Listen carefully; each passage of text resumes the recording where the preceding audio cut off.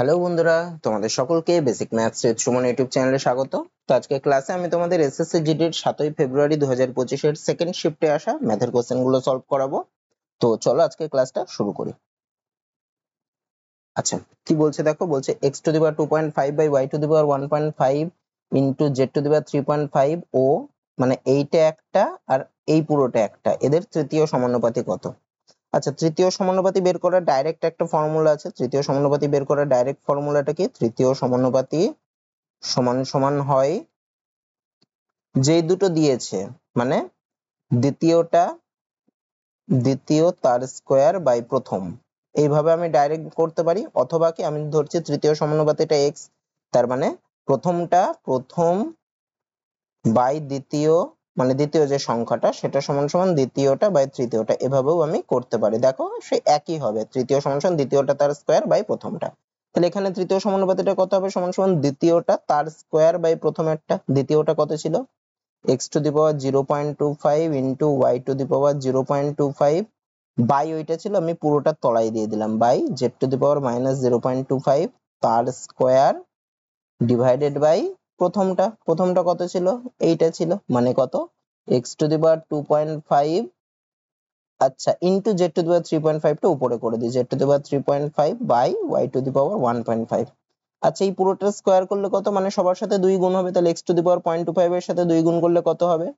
x to the power 0.5 into y to the power 0.25 এর সাথে 2 গুণ করলে কত? y টু দি পাওয়ার 0.5, এটা 0.5 divided by z to the power minus 0.25 এর সাথে 2 গুণ করলে কত? z to the power minus 0.5, এটা ডিভাইডেড বাই নিচে যা আছে ততই, x to the power 2.5 into z to the power 3.5 divided by y to the power 1.5।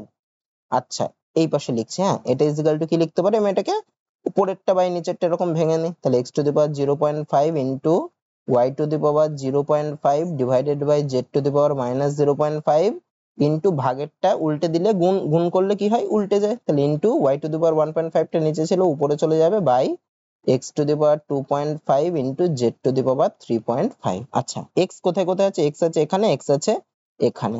তাহলে দেখো, আমি যদি সবগুলোকে উপরে নিয়ে যাই তাহলে কি হবে? x টু দি পাওয়ার, দেখো পাওয়ারে কি হয়, পাওয়ারে যদি নিচে থাকে তাহলে বিয়োগ হয়ে যায়, অথবা নিচেরটার সাথে মানে x টু দি পাওয়ার 0.5 ইয়ে করে দিলাম, আমি x টু দি পাওয়ার 0.5 টাকে লিখলাম না, y টু দি পাওয়ার 0.5 আর y টু দি পাওয়ার 1.5 দেখো উপরে আছে, এদের এদের গুণ করলে কি হয়ে যাবে? পাওয়ার গুলো যোগ হয়ে যাবে, মানে y টু দি পাওয়ার 0.5 যোগ হবে y টু দি পাওয়ার এই 0.5 যোগ 1.5 যোগ করলে কত হয়?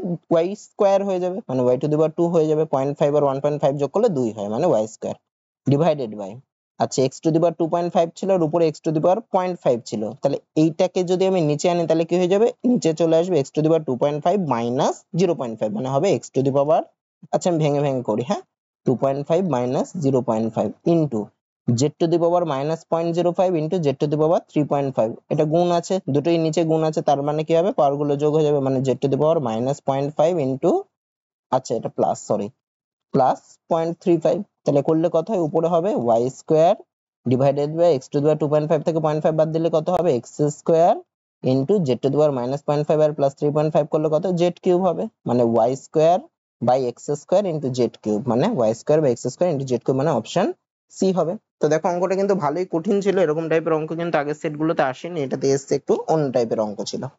তারপরেরটা কি বলছে দেখো, বার্ষিক 4% সুদের হারে অজয় কিছু টাকা ব্যাংকে জমা রেখেছে, 2 বছর পর অজয় চক্রবৃদ্ধি সুদ বাবদ 204 টাকা পেল। তাহলে সুদের হার বলে দিয়েছে 4%, সময় বলে দিয়েছে 2 বছর, আর চক্রবৃদ্ধি সুদ বলে দিয়েছে 204 টাকা। তাহলে কি বার করতে বলেছে? ওই একই পরিমাণ টাকার একই সুদের হারে একই সময়ের জন্য সরল সুদ কত? আচ্ছা, কত টাকা রেখেছিল? আমি ধরছি x টাকা রেখেছিল, তাহলে x টাকার 4% সুদের হারে 2 বছরের চক্রবৃদ্ধি সুদ কত? সেটা 204। তাহলে সমূল চক্রবৃদ্ধিটা আগে বের করি, সমূল চক্রবৃদ্ধি একদম নরমাল যে ফর্মুলা, সেই ফর্মুলায় ফেলছি। তাহলে সমূল চক্রবৃদ্ধি কত হবে? x into 1 plus r by 100, r এর মান কত? 4 বাই 100, পাওয়ারে কি হবে? পাওয়ারে হবে সময়টা, মানে 2, এটা হলো সমূল চক্রবৃদ্ধি। এর থেকে যদি আসলটা বাদ দিই তাহলে চক্রবৃদ্ধি সুদ পাই, মানে মাইনাস আসল কত? x, মাইনাস x সমান সমান কত? সুদ 204 ইকুয়াল টু 204। আচ্ছা, 4 আর 100 কাটাকুটি করলে নিচে হয় 25, উপরে হয় 1, মানে x ইনটু 1 প্লাস 1 এর 25, এটাকে যদি লসাগু করে যোগ করি তাহলে হবে 26 বাই 25, তার হোল স্কয়ার ছিল, মাইনাস x সমান সমান 204। তাহলে x into 26 square by 25 square, 26 square করলে হয় 676 ডিভাইডেড বাই 25 স্কয়ার করলে হয় 625, মাইনাস x সমান সমান 204। লসাগু করলে হয় 625, উপরে হয় 676x মাইনাস 625x হবে সমান সমান 204, বিয়োগ করলে হয় কত 51x সমান সমান 204 ইন্টু 625। আচ্ছা 51 আর 204 কে দেখো 4 দিয়ে কাটলে 51 কে 4 দিয়ে গুণ করলে 204 হয়, মানে 4 হবে। তাহলে x এর মান কত হলো 4 গুণ 625। আচ্ছা এরকম রাখলাম, আমি 4 গুণ 625 রাখলাম, গুণ করলাম না। আমাকে কি বার করতে বলেছে, ওই একই পরিমাণ টাকার মানে এই টাকাটার একই সুদের হারে মানে 4% সুদের হারে একই সময়ের জন্য মানে 2 বছরের সরল সুদ কত হবে। তাহলে এখানে লিখছি সরল সুদ সমান সমান কি হবে, পিটিআর বাই 100। সরল সুদের ফর্মুলা পি কত, পি হচ্ছে 4 ইন্টু 625 ইন্টু টি, টি হচ্ছে সময়টা মানে 2 বছর মানে ইন্টু 2 ইন্টু আর, আর এর মান কত 4% মানে 4 ডিভাইডেড বাই 100। আচ্ছা 25 দিয়ে যদি 100 কে কাটি তাহলে হয় 4, আর 625 কে কাটলে হয় 25। এই 4 কেটে গেল, তাহলে 25 গুণ 2 করলে হয় 50, 50 গুণ 4 করলে হয় 200, মানে ওই সময়ের সরল সুদ কত হবে ওই টাকা 200 টাকা, অপশন সি। তারপরেরটা কি বলছে দেখো, এ ও বি একটি কাজ যথাক্রমে 30 দিনে ও 10 দিনে করতে পারে। যদি তারা পর্যায়ক্রমিক দিনে কাজ করে এবং এ প্রথম দিন কাজ শুরু করে তাহলে সমগ্র কাজটি কত দিনে শেষ হবে। আচ্ছা পর্যায়ক্রমিক দিন মানে কি, মানে এ একদিন কাজ করবে, বি তার পরের দিন কাজ করবে, আবার তার পরের দিন এ করবে, তার পরের দিন বি করবে, এইভাবে একদিন একদিন করে কাজ করবে, এটাই হচ্ছে পর্যায়ক্রমিক কাজ করা।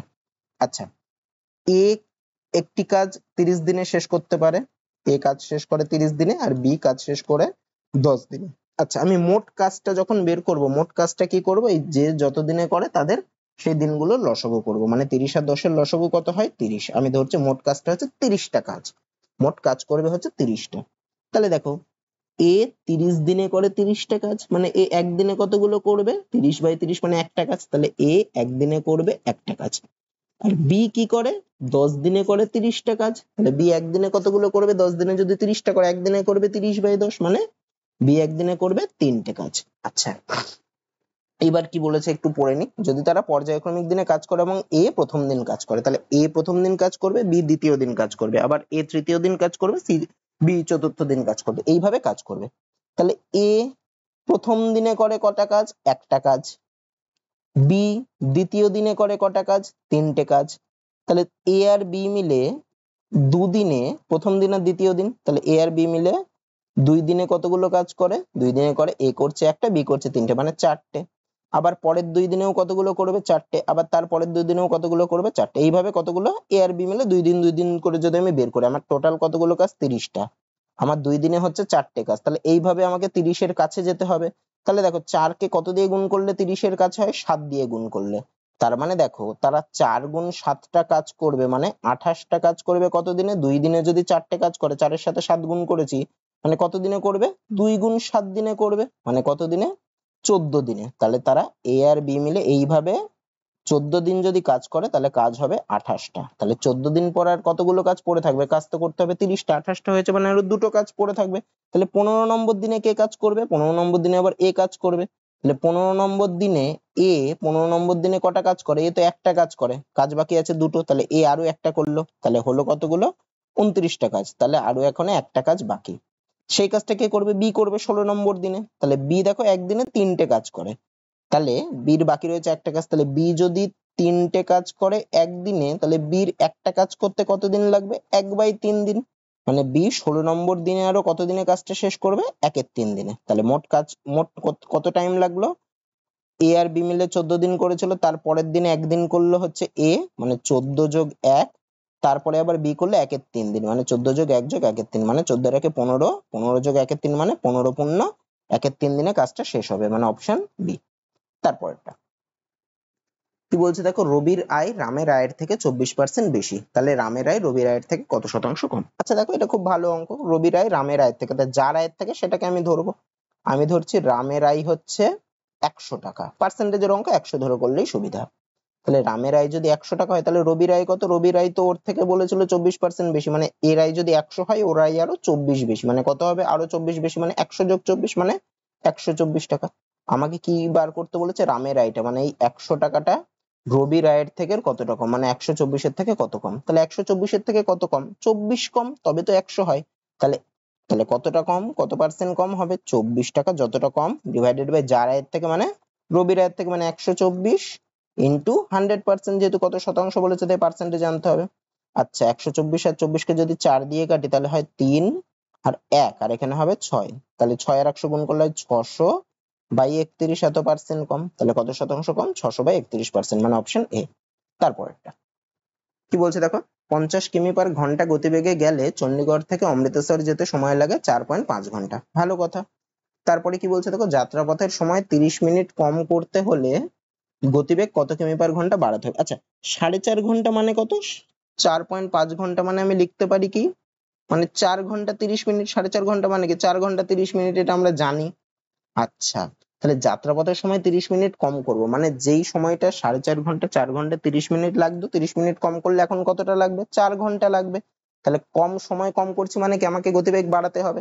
তাহলে দেখো, আমি যদি ঐকিক নিয়মে পাতি করি, মানে 4.5 ঘন্টা সময় লাগলে গতিবেগ হচ্ছে 50 কিমি/ঘন্টা।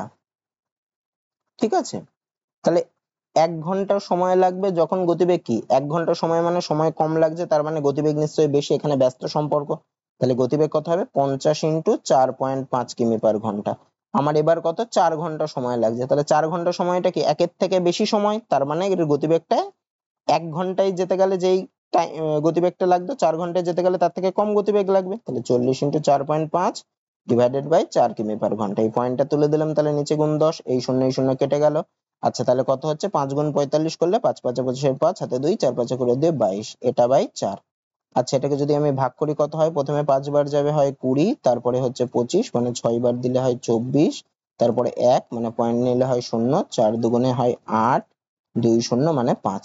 তাহলে গতিবেগ কত হতে হবে? গতিবেগ, আচ্ছা 5 দিয়ে করলে 20, ওটা দেখায়নি, 56.25 হতে হবে। গতিবেগ আছে কত? 50, তাহলে বাড়াতে হবে কত?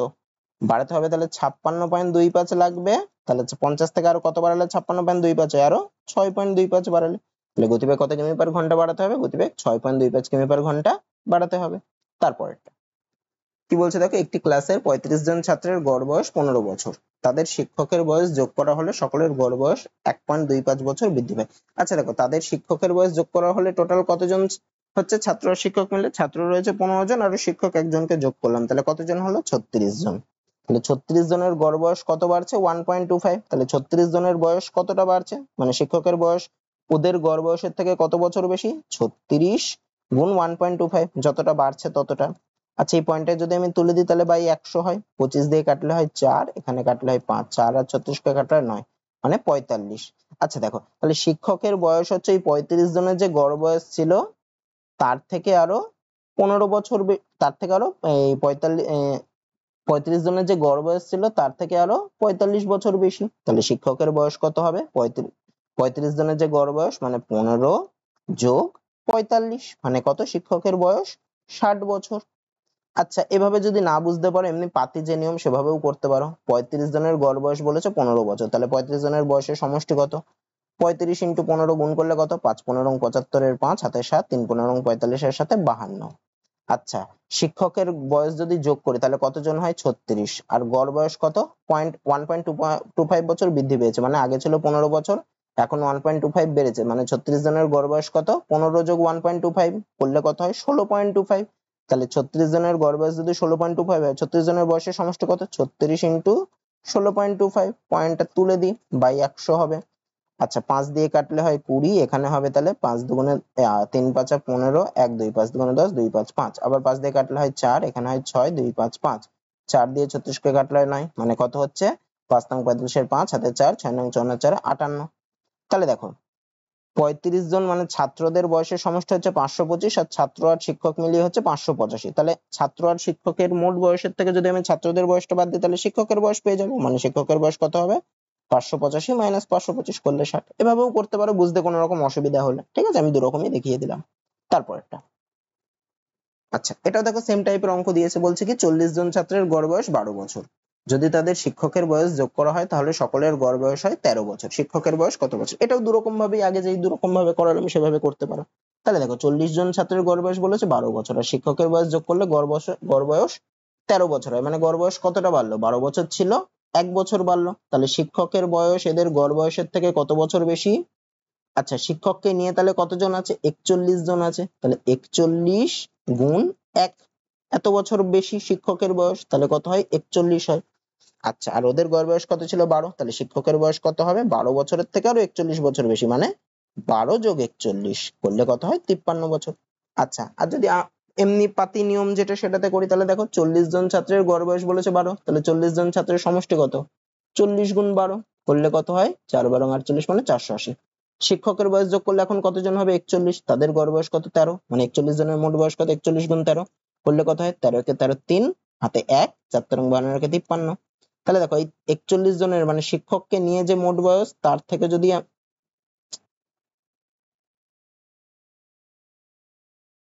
শিক্ষককে নিয়ে যে মোট বয়স মানে 533, সেটার থেকে যদি আমি ছাত্রদের বয়সটা বাদ দিয়ে দিই তবে শিক্ষকের বয়স বেরিয়ে যাবে, মানে শিক্ষকের বয়স কত 533 মাইনাস 480 করলে দেখো 53 আসে। এভাবেও করতে পারো, বেশি একটা কঠিন না।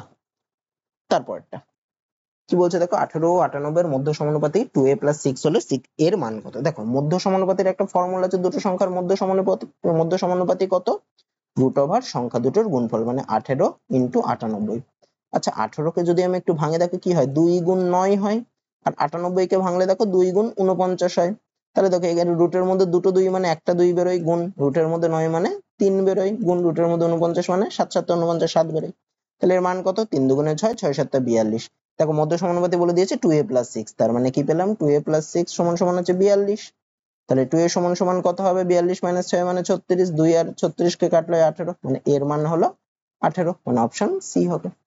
তারপরেরটা কি বলছে দেখো, পেট্রোলের দাম লিটার প্রতি 40% বৃদ্ধি পেয়েছে, এর জন্য খরচ মাত্র 19% বৃদ্ধি করতে পেট্রোলের ব্যবহার কত শতাংশ কমাতে হবে।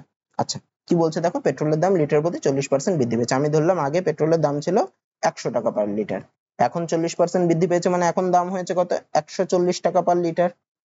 তাহলে দেখো, তাহলে এখন যদি আমি সেই টাকাটাই যদি সেই আগে যেটা ব্যবহার করতাম এখনো সেইটাই ব্যবহার করি, তাহলে আমার কত টাকার কিনতে হবে, 140 টাকার কিনতে হবে, মানে আমার 40 টাকার খরচা বেড়ে যাচ্ছে। কিন্তু আমি কি করছি, এর জন্য খরচ মাত্র 19% বৃদ্ধি করছি, মানে আমি ব্যবহারটা কম করছি, আগে যতটা ব্যবহার করতাম তার থেকে একটু কম করছি, যার ফলে আমার খরচ কতটা বাড়ছে 19%। মানে আগে আমি যদি 100 টাকা খরচ করতাম, মানে এখন খরচ কত করছি, এখন খরচ করব আগের থেকে 19% বেশি, মানে আগে 100 টাকা করলে এখন আরো 19 টাকা বেশি করবো, তাহলে এখন খরচ করব কত 119 টাকা।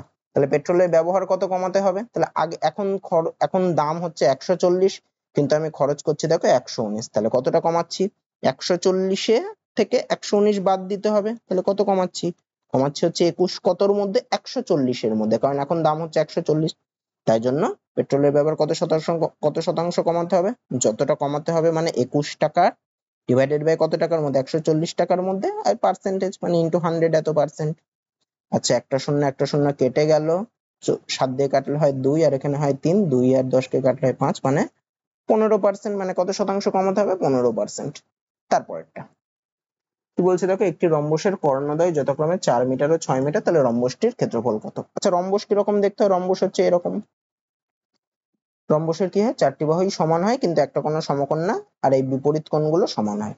আচ্ছা রম্বসের কর্ণদ্বয় বলে দিয়েছে, এই দুটো হচ্ছে কর্ণ, এটা একটা আর এটা একটা, এটা একটা 4 বলেছে, একটা 6 বলেছে, তাহলে রম্বসটির ক্ষেত্রফল কত। দেখো রম্বসের ক্ষেত্রফলের ফর্মুলা আছে, রম্বসের ক্ষেত্রফল সমান সমান কি, ক্ষেত্রফল সমান সমান হচ্ছে হাফ ইন্টু কর্ণদ্বয়ের গুণফল, মানে দুটো কর্ণের গুণফল। তাহলে ক্ষেত্রফলকে একবারে বসিয়ে দিই, কর্ণের দৈর্ঘ্য তো দিয়ে দিয়েছে 4 আর 6, তাহলে ক্ষেত্রফল কত হবে, হাফ ইন্টু 4 ইন্টু 6, 2 আর 4 কে কাটলে হয় 2, মানে 6 দুগুণে 12 এত বর্গমিটার, মানে অপশন ডি হবে।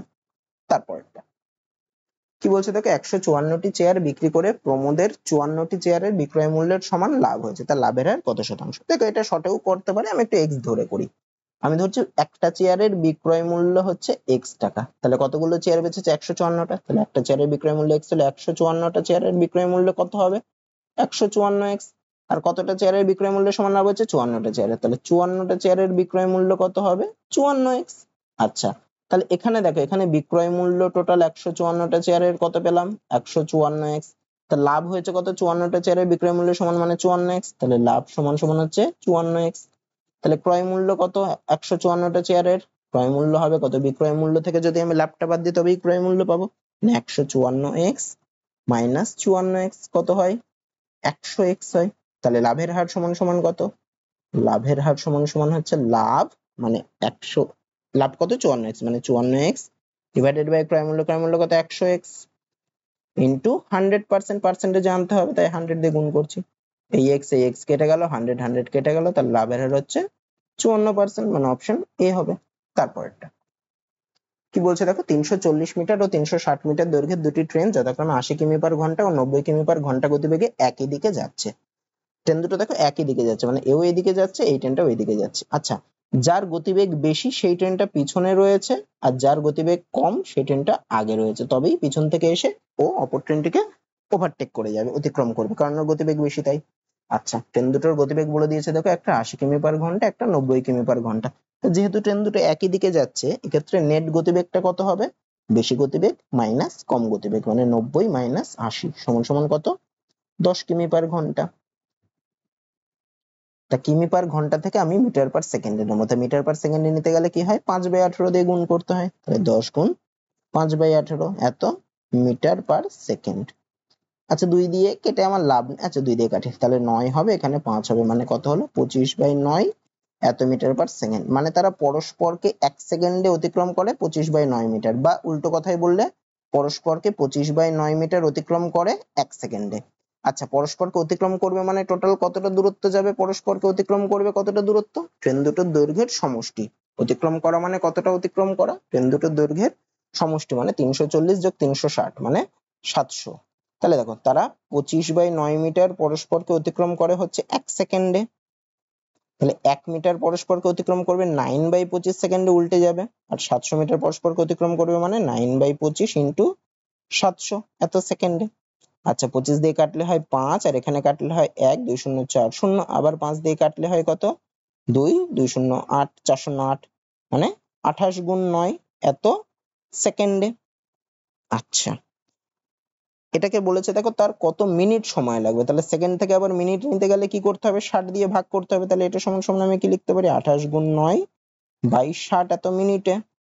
আচ্ছা, 9 দিয়ে যদি 3 দিয়ে কাটি তাহলে 3, এখানে হবে 20, 20 আর 28 কি যদি 2 দিয়ে কাটে হবে 10 আর 14, তাহলে কত হচ্ছে? 14, 3 14 42/10 এত মিনিট, মানে কত? পয়েন্ট একবার সরে গেল, 4.2 মিনিট, মানে কি হবে? অপশন বি হবে। তারপরেরটা কি বলছে দেখো, সেই বৃহত্তম সংখ্যাটি কত যেটি দিয়ে 1477 ও 671 কে ভাগ করলে যথাক্রমে 0 ও 6 অবশিষ্ট থাকে? মানে 1477 কে ভাগ করলে 0 অবশিষ্ট থাকে, মানে কিছুই অবশিষ্ট থাকে না, মানে বিভাজ্য অত দ্বারা, মানে মিলে যায়। আর 671 কে ভাগ করলে 6 অবশিষ্ট থাকে। দেখো এইগুলো দেখো তুমি অপশন ধরেও করতে পারো, আবার যেটা নিয়ম সেই নিয়ম অনুযায়ীও করতে পারো। তো আমি দুটো দেখেই করাচ্ছি, আগে আমি নিয়ম অনুযায়ী করাই, তারপর অপশন ধরে করাবো। দেখো, এটা নিয়ম কি? 1477 কে ভাগ করলে 0 অবশিষ্ট থাকবে, মানে 1407 যাকে ভাগ করলে যত অবশিষ্ট থাকছে সেইটার থেকে এই অবশিষ্টটা বিয়োগ করতে হবে প্রথমে। তাহলে 1477 থেকে 0 বিয়োগ করব, আর 671 কে ভাগ করলে 6 অবশিষ্ট থাকছে, মানে 671 থেকে 6 বিয়োগ করব। তারপরে যেইগুলো বেরোবে সেইগুলোর আমাকে গসাগু বের করতে হবে। তাহলে 1477 থেকে 0 বাদ দিলে 1477ই হয়, 671 থেকে 6 বাদ দিলে হয় 665। এই দুটোর কি করব? আমি গসাগু করব। দেখো, দুটোকেই 7 দিয়ে ভাগ করা যায়, 7 দিয়ে ভাগ করলে কত? 2 1 1, আর এখানে হবে 7 নং 63, 3 5 5 7 35। আর কিছু দিয়ে দেখো ভাগ করা যায় না, তাহলে এই দুটোর গসাগু কত হবে? এই দুটোর গসাগু হবে 7, তার মানে আমার উত্তর কি হবে? 7 হবে। আচ্ছা, এবার যদি আমি অপশন দিয়ে করি, দেখো একটু খেয়াল করো, আমাকে বলেছে যে 1477 কে কত দিয়ে ভাগ করলে 0 অবশিষ্ট থাকবে। তা আমি যদি 16 দিয়ে ভাগ করি, 16 তো জোড় সংখ্যা, 16 দিয়ে নিশ্চয়ই 1477 কে ভাগ করে মিলবে না, মানে 0 অবশিষ্ট থাকবে না, তাহলে 16 হবে না। 20 লাস্টে 0 আছে, মানে 20 দিয়ে ভাগ করলে মিলবে, মানে কি লাস্টে নিশ্চয়ই আমার 0 থাকতে হবে, তাহলে 20 দিয়েও হবে না। এবার 7 দিয়ে আমি ভাগ করে দেখি, 7 দিয়ে ভাগ করলে দেখো 1477 মানে কেটে যাচ্ছে পুরোটা, 2 1 1 হচ্ছে, মানে 0 অবশিষ্ট থাকছে। 7 দিয়ে 671 কেও ভাগ করো, তাহলে কত হয়? প্রথমে 7 নং হয় 63, তারপরে 4 1, মানে 5 7 35, আর 6 অবশিষ্ট থাকে। তার মানে 7 দিয়ে ভাগ করলে দেখো 1477 কে ভাগ করলে মিলে যাচ্ছে, মানে 0 অবশিষ্ট থাকছে, আর 671 কে ভাগ করলে 6 অবশিষ্ট থাকছে।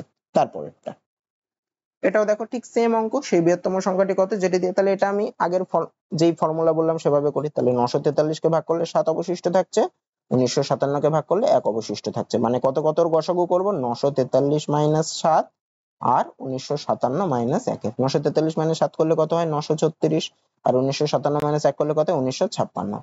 দুটোকেই দেখো 2 দিয়ে ভাগ করা যায়, 2 দিয়ে ভাগ করি, তাহলে কত হয়? 4 1 3 6 আর 1 6 8, এখানে কত? 9 1 5 7 1 6 8, আবার দেখো 2 দিয়ে ভাগ করা যায়, তাহলে 2 3 4, আর এখানে হবে 4 1 7 8 1 8 9। আচ্ছা, তারপরে কত দিয়ে যাবে? দুটোকে দেখো 2 3 5 4 3 দিয়ে ভাগ করো, 3 দিয়ে দিই, তাহলে 3 7 21 2 4 8, আর এখানে 3 কে 3 1 8 6 3। আর কিছু দিয়ে যাবে না? আর কিছু দিয়ে যাবে না। তাহলে এই তিনটের গসাগু কত হবে? 2 গুণ 2 গুণ 3 মানে 2 দুগুণে 4, 3 4 12, তার মানে অপশন কোনটা হবে? 12। এবার তুমি অপশন ধরেও দেখতে পারো। দেখো আমি যদি 10 দিয়ে ভাগ করি, 10 দিয়ে যদি 943 কে ভাগ করি, আমার দেখো 3 অবশিষ্ট থাকবে, কিন্তু এখানে দেখো 7 অবশিষ্ট থাকছে, তাহলে 10 হবে না। আমি যদি 13 দিয়ে ভাগ করি, 13 দিয়ে ভাগ করলে কত? 943 কে যদি 13 দিয়ে ভাগ করো, আমাকে 7 অবশিষ্ট থাকতে হবে, 7 বার দিলে হয় 91, 3 3, 13 দুগুণে 26 মানে 7 অবশিষ্ট থাকছে, মিলছে। এবার 1957 কে ভাগ করতে হবে, 13 দিয়ে যদি 1957 কে ভাগ করি, 13 কে 13, 6 5, এরকম করে দেখো বড় হয়ে যাচ্ছে, আমার করার দরকার নেই, এই অঙ্কটা আমার এইভাবে করলেই আমার সুবিধা হচ্ছে, তাই এটাই করব। তারপরটা যেটা ধরতে পারবো সেটা অপশন ধরে করতে পারি, কিন্তু এটাতে বড় হয়ে যাচ্ছে, আমার এইভাবে করলেই সুবিধা, তো এইভাবে করবে, যেটাতে সুবিধা হবে সেটা করবো।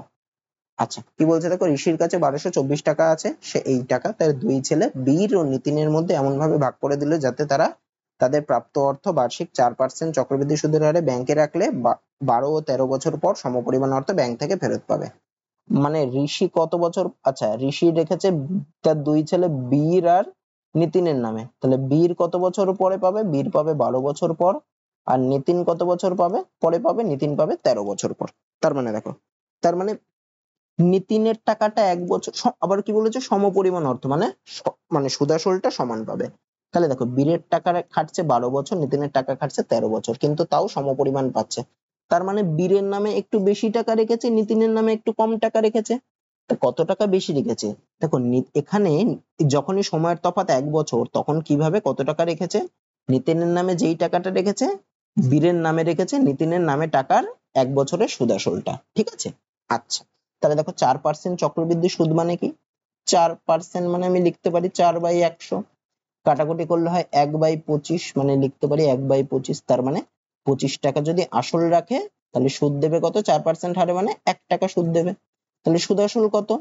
সুদ আসল হবে কত? 25 যোগ 1 মানে 26, আর আসল হচ্ছে 25। তার মানে কি? তার মানে এখানে দেখো বীরের নামে আমি বললাম কি 1 বছরের সুদ আসলটা, আর নিতিনের নামে আসলটা, তাহলে বীর আর নিতিনের নামে রাখা টাকার অনুপাত কত হবে? বীরকে দিয়েছে সুদ আসলটা মানে 26, ইস্টু নিতিনকে দিয়েছে আসলটা মানে 25। তাহলে আমাকে কার মানটা বের করতে বলেছে? নিতিনকে। তাহলে নিতিনের ভাগে কত আছে? 25, তাহলে 25 ডিভাইডেড বাই ওই দুটোর যোগফল 26 আর 25 যোগ করলে 51, ইন্টু যেই টাকাটা ভাগ করেছে মানে 1224 টাকা, মানে ইন্টু 1224। কাটাকুটি করে 3 দিয়ে কাটলে হয় 17, এখানে কাটলে হয় 3 4 12, 2 4 একসাথে বসলে একটা শূন্য আর 8, 17 দিয়ে কাটাকুটি করলে হয় 17 দুগুণে 34, 6 8 মানে 4, 25 গুণ 24 করলে হয় কত? 600 হয়। তার মানে ঋষি নিতিনকে কত টাকা দিয়েছিল? 600 টাকা দিয়েছিল, অপশন ডি। তারপরেরটা, আচ্ছা এটা একটা সরল অঙ্ক দিয়েছে, সরল অঙ্কটা করি। আচ্ছা আগে ভাগের কাজ করবো, তা ভাগের কাজ মানে এইটা রয়েছে, তাহলে -9, তারপরে মাইনাস ছিল, এই দুটোর ক্ষেত্রে মানে আমি কি লিখতে পারি? -60 বাই -15 লিখতে পারি, সুবিধার জন্য মাইনাস মাইনাস কেটে গেল, 15 4 15 60। এটা আবার গুণ রয়েছে, দেখো -3 আর 6 গুণ করলে কত হয়? প্লাসে মাইনাস হয়ে যাবে, -3 6 18। তাহলে আমার কি আছে? -9, এর আগে -4 -18, তাহলে তিনটের চিহ্নই মাইনাস, মানে আমার চিহ্ন মাইনাস হবে, আর সংখ্যাগুলো যোগ করতে হবে, 9 আর 4 13, 13 18 31, মানে -31। তারপরটা কি বলছে দেখো, বার্ষিক 5% সরল সুদের হারে কিছু পরিমাণ মূলধনের 2 বছরের সরল সুদ 524 টাকা হলে মূলধনের পরিমাণ কত? আমি ধরছি মূলধন x টাকা, তাহলে দেখো 5% মানে আর এর মান বলে দিয়েছে 5%, সময় t এর মান বলে দিয়েছে 2, আর সরল সুদও বলে দিয়েছে। তো সরল সুদের ফর্মুলা কি? ptr/100, একটু আগে করলাম। তাহলে p মানে x ইনটু t মানে 2 ইনটু r মানে 5% ডিভাইডেড বাই 100, সেটা সমানই হচ্ছে 524। তাহলে x এর মান কত হবে? x সমান সমান হবে কত? 5 দিয়ে এটাকে কাটলে হয় 20, 2 দিয়ে এটাকে কাটলে হয় 10, মানে 524 গুণ 10 করলে হয় 5 2 4 0, অপশন বি হবে। তারপর কি বলছে দেখো, একজন দোকানদার একটি দ্রব্য 520 টাকা দিয়ে কিনেছে, দ্রব্যটি কত দামে বিক্রি করলে তার 20% লাভ হবে? তাহলে দেখো ক্রয় মূল্য হচ্ছে 520, তাহলে 20% লাভে বিক্রয় মূল্য কত হবে? এর থেকে আরো 20% বেশি, মানে এটা ইন্টু 120/100। তো এই শূন্য এই শূন্য কাটলো, এই শূন্য এই শূন্য কাটলো, তাহলে 52 গুণ 12 করলে কত হয়? 12 দুগুণে 24 4, হাতে 2, 5 12 60 দিয়ে 62, মানে 624 টাকা এসে বিক্রি করেছে। তারপর একটা, আচ্ছা এটাও একটা সরল অঙ্ক। আগে সরল অঙ্কে কার কাজ হবে? আগে ভাগের কাজ হবে, মানে 32 ভাগ 8 করলে কত? 4। তারপর দেখো 4 গুণ 4 ছিল, তাহলে 4 গুণ 4 মানে আগে গুণের কাজটা হবে, তাহলে হয় 16, মাইনাস 3 গুণ 3 করলে হয় 9, তাহলে 16 থেকে 9 বাদ দিলে 7 হবে, অপশন সি। তারপর একটা কি বলছে দেখো, একজন বিক্রেতা এমন ভাবে ছাড় দেয় যে 25টা নোট বই কিনলে 5টি নোট বই বিনামূল্যে দেওয়া হয়। তিনি তিনি হয়ে গেছে, একটা তিনি হবে। তিনি দাবি করেন যে একটি নোট বইয়ের ক্রয় মূল্য 10 টাকা, কিন্তু আসলে সেটির ক্রয় মূল্য 5 টাকা। মানে কি? মানে দেখো, সে কিনেছে 5 টাকায়, কিন্তু সে এমন বলছে যে সে যেন 10 টাকা দিয়ে কিনে 10 টাকায় বেচছে। তার মানে 5 টাকায় কিনেছে কিন্তু সে বেচছে 10 টাকায়, মানে প্রত্যেকটার জন্য দাম নিচ্ছে 10 টাকা। এখানে এটাই বলতে চেয়েছে। কি বের করতে বলেছে? তার লাভের হার ও যে পরিমাণ ছাড় দেওয়া হচ্ছে তার পার্থক্য কত। আচ্ছা, তার লাভের হার দেখো, সে 25টা নোট বই কিনলে, কেউ যদি 25টা কেনে তাহলে তাকে দিচ্ছে 5টা নোট বই ফ্রি দিচ্ছে। মানে তাকে কতগুলো দিচ্ছে? 30টা নোট বই দিচ্ছে। বিক্রি করছে কতগুলো? বিক্রি করছে হচ্ছে 30টি, কিন্তু দাম নিচ্ছে হচ্ছে 25টার, তাই না?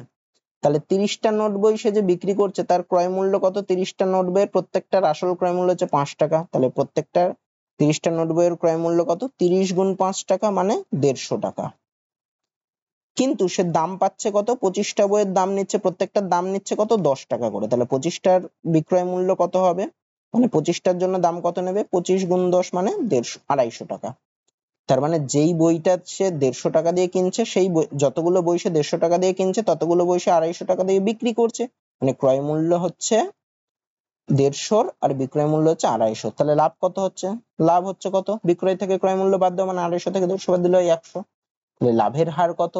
লাভের হার হচ্ছে যত টাকা লাভ হচ্ছে মানে 100 ডিভাইডেড বাই ক্রয় মূল্য মানে কত? 150 ইন্টু 100, এত পার্সেন্ট। আচ্ছা, 50 দিয়ে কাটলে উপরে হয় 2, নিচে হয় 3, মানে আর তো কাটাকুটি যাচ্ছে না, মানে 200/3%। এটা হচ্ছে লাভের হার। আমাকে কি বার করতে বলেছে? লাভের হার আর যে পরিমাণ ছাড় দেওয়া হয়েছে তার পার্থক্য। আচ্ছা, ছাড় দিচ্ছে কতটা? দেখো, 25টা কিনলে 5টা বই ফ্রিতে দিচ্ছে। তার মানে কি? ও 30টা বই বিক্রি করে, একটু আগেই করলাম, 30টা বই বিক্রি করলে সে 5টা ফ্রিতে দেয়। তাহলে ছাড় দিচ্ছে কত? 5টা ছাড় দিচ্ছে। কতর মধ্যে? যতগুলো বিক্রি করছে, মানে 30টার মধ্যে 5টা ছাড় দিচ্ছে, মানে 5 ডিভাইডেড বাই 30 ইন্টু 100। এটা এটা কি বেরোলো? এটা ছাড়ের হার। এটা হচ্ছে ছাড়ের হার। সমান সমান কত? একটা শূন্য কেটে গেল, মানে 50/3%। আমাকে বের করতে বলেছে লাভের হার ও ছাড়ের হারের মধ্যে তফাৎ। লাভের হার 200/3%, ছাড়ের হার 50/3%। এদের তফাৎ কত?